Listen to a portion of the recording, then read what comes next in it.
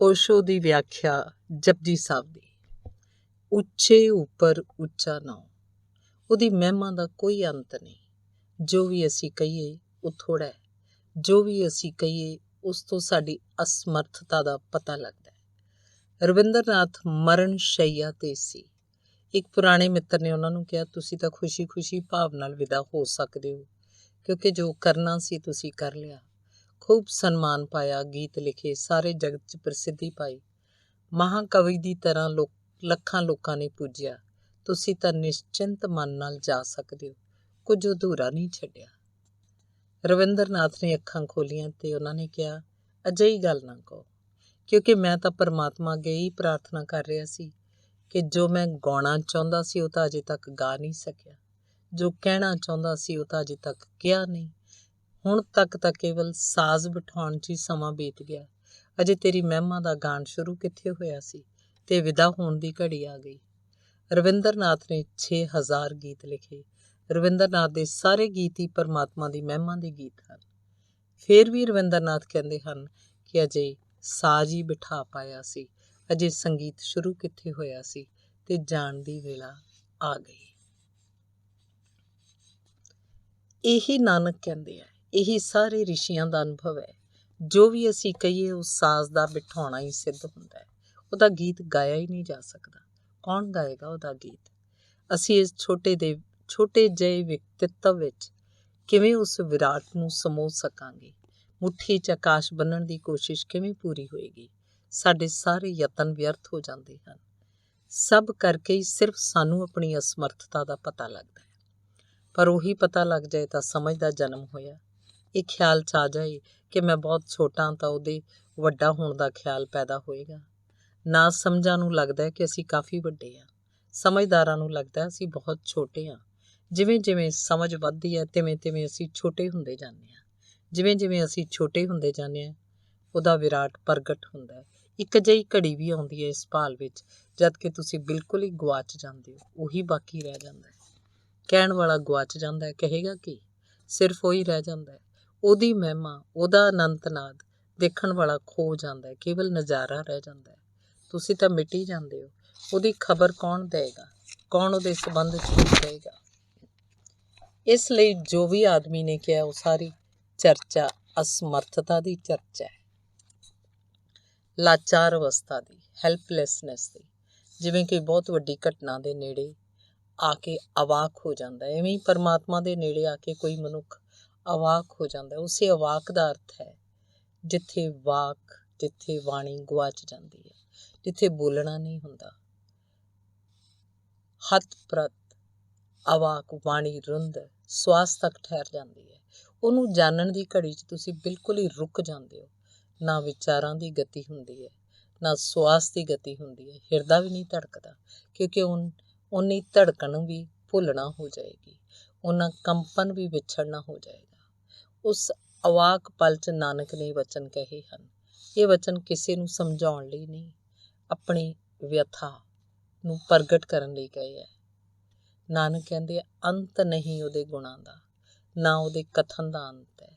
ਅੰਤ ਨਾ ਸਿਫਤੀ ਕਹਿਣ ਨਾ ਅੰਤ, ਅੰਤ ਨਾ ਕਰਨਾ ਦੇਣ ਨਾ ਅੰਤ, ਅੰਤ ਨਾ ਵੇਖਣ ਸੁਣਨ ਨਾ ਅੰਤ, ਅੰਤ ਨਾ ਜਾਪੈ ਕਿਆ ਮਨ ਮੰਤ, ਅੰਤ ਨਾ ਜਾਪੈ ਕੀਤਾ ਆਕਾਰ, ਅੰਤ ਨਾ ਜਾਪੈ ਪਾਰਾਵਾਰ। ਉਹਦੇ ਗੁਣਾਂ ਦਾ ਅੰਤ ਨਹੀਂ ਹੈ, ਨਾ ਉਹਦੇ ਕਥਨ ਦਾ ਅੰਤ ਹੈ, ਉਹਦੇ ਕੰਮਾਂ ਦਾ ਅੰਤ ਨਹੀਂ, ਉਹਦੇ ਦਾਨਾਂ ਦਾ ਵੀ ਅੰਤ ਨਹੀਂ, ਨਾ ਉਹਦੇ ਦਰਸ਼ਨ ਦਾ ਅੰਤ ਹੈ, ਨਾ ਉਹਦੇ ਸ਼ਰਵਣ ਦਾ ਅੰਤ ਹੈ। ਉਹਦੇ ਮਨ ਦੇ ਭੇਦ ਦਾ ਅੰਤ ਵੀ ਜਾਣਿਆ ਨਹੀਂ ਜਾ ਸਕਦਾ। ਉਹਦੀ ਇਸ ਦ੍ਰਿਸ਼ਟੀ ਦਾ ਕੋਈ ਅੰਤ ਨਹੀਂ, ਉਹਦੇ ਔਰ ਛੋਰ ਦਾ ਅੰਤ ਨਹੀਂ। ਉਹਦਾ ਅੰਤ ਜਾਣਨ ਲਈ ਕਿੰਨੇ ਚੀਕਾਂ ਮਾਰਦੇ ਨੇ ਤਾਂ ਵੀ ਉਹਦਾ ਅੰਤ ਨਹੀਂ ਪਾਇਆ ਜਾ ਸਕਦਾ। ਕੋਈ ਵੀ ਉਹਦਾ ਅੰਤ ਨਹੀਂ ਜਾਣਦਾ। ਇਹਨਾਂ ਵਚਨਾਂ 'ਚ 3 ਗੱਲਾਂ ਖਿਆਲ 'ਚ ਰੱਖਣ ਵਾਲੀਆਂ ਹਨ। ਇੱਕ, ਜਦ ਤੱਕ ਤੁਹਾਨੂੰ ਲੱਗਦਾ ਹੈ ਕਿ ਤੁਸੀਂ ਪਰਮਾਤਮਾ ਨੂੰ ਜਾਣਿਆ ਹੈ ਤਦ ਤੱਕ ਤੁਸੀਂ ਭੁਲੇਖੇ 'ਚ ਹੋ, ਤਦ ਤੱਕ ਤੁਸੀਂ ਕਿਸੇ ਭੁੱਲ ਵਿੱਚ ਹੋ, ਕਿਉਂਕਿ ਜਿਹਨੂੰ ਤੁਸੀਂ ਜਾਣ ਲਿਆ ਉਹ ਪਰਮਾਤਮਾ ਨਹੀਂ ਹੋਏਗਾ। ਜਿਹਨੂੰ ਤੁਸੀਂ ਨਾਪ ਲਿਆ ਉਹ ਪਰਮਾਤਮਾ ਨਹੀਂ ਹੋਏਗਾ।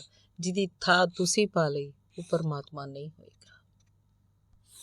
ਤੁਸੀਂ ਕਿਸੇ ਤਲਾਬ ਜਾਂ ਝੀਲ 'ਚ ਚੁੱਭੀ ਮਾਰ ਰਹੇ ਹੋਵੋਗੇ, ਤੁਸੀਂ ਸਾਗਰ ਦੇ ਨੇੜੇ ਨਹੀਂ ਪੁੱਜੇ, ਤੁਸੀਂ ਕਿਸੇ ਨਿੱਕੀ ਮੋਟੀ ਘਾਟੀ 'ਚ ਉਤਰ ਗਏ ਹੋਵੋਗੇ।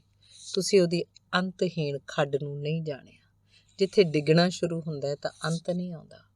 ਤੁਸੀਂ ਕੋਈ ਨਿੱਕੀ ਮੋਟੀ ਉੱਚਾਈ ਪਾ ਲਈ ਹੋਏਗੀ, ਪਿੰਡ ਦੇ ਨੇੜੇ ਕੋਈ ਟਿੱਲਾ ਜਿਸ ਉੱਤੇ ਤੁਸੀਂ ਚੜ੍ਹ ਗਏ ਹੋਵੋਗੇ, ਪਰ ਤੁਸੀਂ ਉਹਦਾ ਗੌਰੀ ਸ਼ੰਕਰ ਨਹੀਂ ਜਾਣਿਆ, ਜਿੱਥੇ ਚੜ੍ਹਨ ਦਾ ਕੋਈ ਉਪਾਅ ਨਹੀਂ ਹੈ। ਹਿਮਾਲਿਆ ਦੇ ਗੌਰੀ ਸ਼ੰਕਰ ਉੱਤੇ ਤਾਂ ਤੁਸੀਂ ਚੜ੍ਹ ਜਾਂਦੇ ਹੋ, ਦੇਰ ਸਵੇਰ, ਔਖਿਆਈ ਨਾਲ, ਮੁਸੀਬਤ ਨਾਲ, ਪਰ ਉਹਦੇ ਗੌਰੀ ਸ਼ੰਕਰ 'ਤੇ ਤਾਂ ਅਸੀਂ ਕਦੇ ਨਹੀਂ ਚੜ੍ਹ ਸਕਾਂਗੇ। ਇਹ ਅਸੰਭਵ ਹੈ। ਇਹ ਅਸੰਭਵ ਕਿਉਂ ਹੈ? ਇਹਨੂੰ ਥੋੜ੍ਹਾ ਜਿਹਾ ਸਮਝ ਲਓ। ਇਹ ਅਸੰਭਵ ਇਸ ਲਈ ਹੈ ਕਿ ਅਸੀਂ ਉਹਦੇ ਹੀ ਅੰਗ ਹਾਂ। ਅੰਗ ਅੰਗੀ ਨੂੰ ਕਿਵੇਂ ਜਾਣੇਗਾ? ਇਹ ਮੇਰਾ ਹੱਥ ਹੈ, ਇਹ ਮੈਨੂੰ ਕਿਵੇਂ ਜਾਣੇਗਾ? ਇਸ ਹੱਥ ਨਾਲ ਮੈਂ ਦੁਨੀਆ ਦੀਆਂ ਸਭ ਚੀਜ਼ਾਂ ਫੜ ਲਵਾਂ, ਲੇਕਿਨ ਇਸ ਹੱਥ ਨਾਲ ਮੈਂ ਆਪਣੇ ਆਪ ਨੂੰ ਕਿਵੇਂ ਫੜ ਸਕਾਂਗਾ? ਇਹ ਮੇਰੀ ਅੱਖ ਹੈ, ਇਹ ਅੱਖ ਸਭ ਕੁਝ ਵੇਖ ਲਵੇ, ਇਹ ਮੈਨੂੰ ਕਿਵੇਂ ਵੇਖ ਸਕੇਗੀ? ਪੂਰਾ ਕਿਵੇਂ ਵੇਖ ਸਕੇਗੀ? ਇਹ ਅੱਖ ਮੇਰਾ ਹੀ ਹਿੱਸਾ ਹੈ।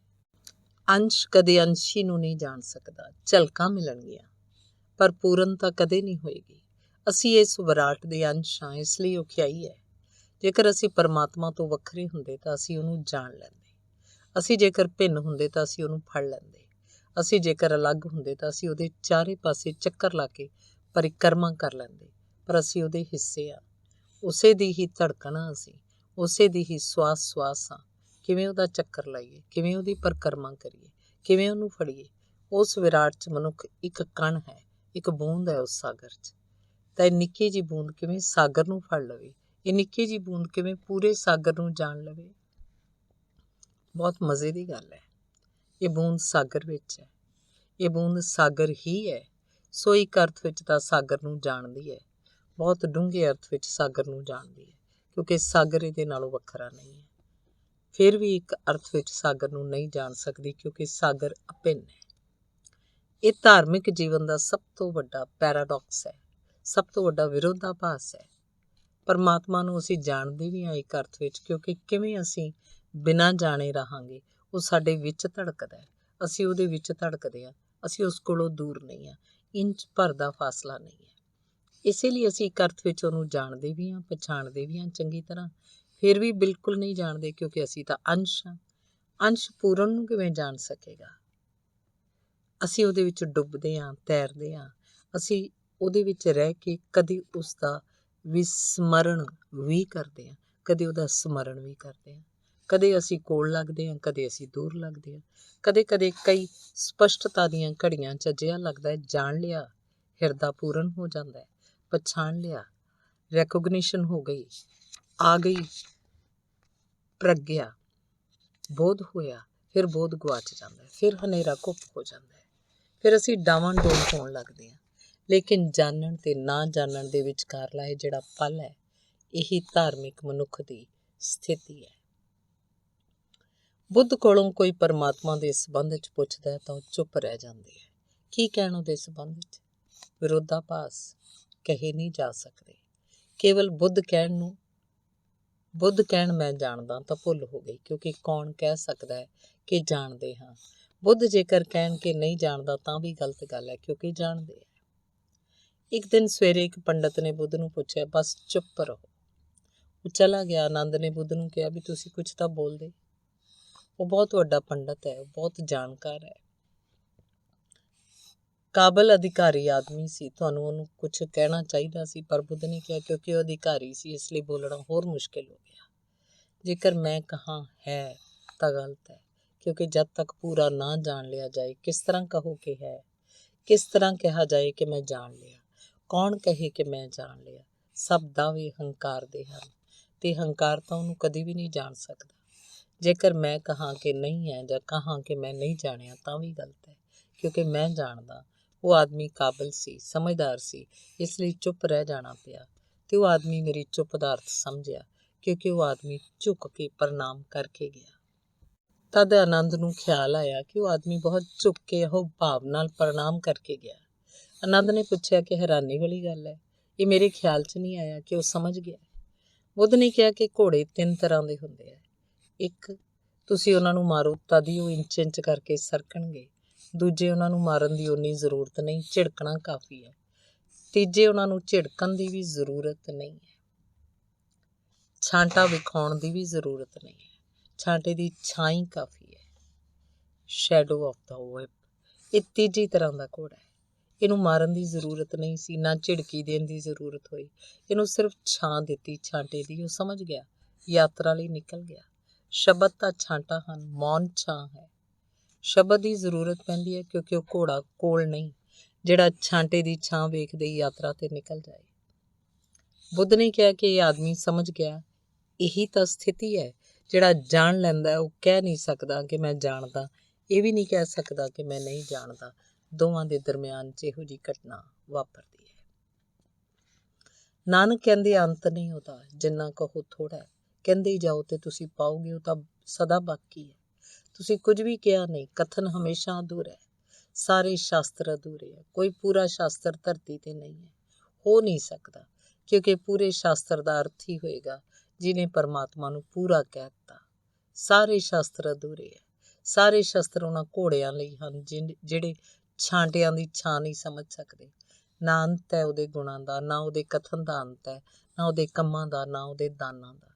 ਜਿਵੇਂ ਜਿਵੇਂ ਆਦਮੀ ਦੇ ਜੀਵਨ 'ਚ ਧਰਮ ਦੀ ਗਹਿਰਾਈ ਵੱਧਦੀ ਹੈ, ਤਿਵੇਂ ਤਿਵੇਂ ਉਹਦੇ ਕੰਮ ਤਾਂ ਵਿਖਾਈ ਦਿੰਦੇ ਹੈ, ਉਹਦੇ ਦਾਨ ਵਿਖਾਈ ਪੈਣੇ ਸ਼ੁਰੂ ਹੋ ਜਾਂਦੇ ਹੈ।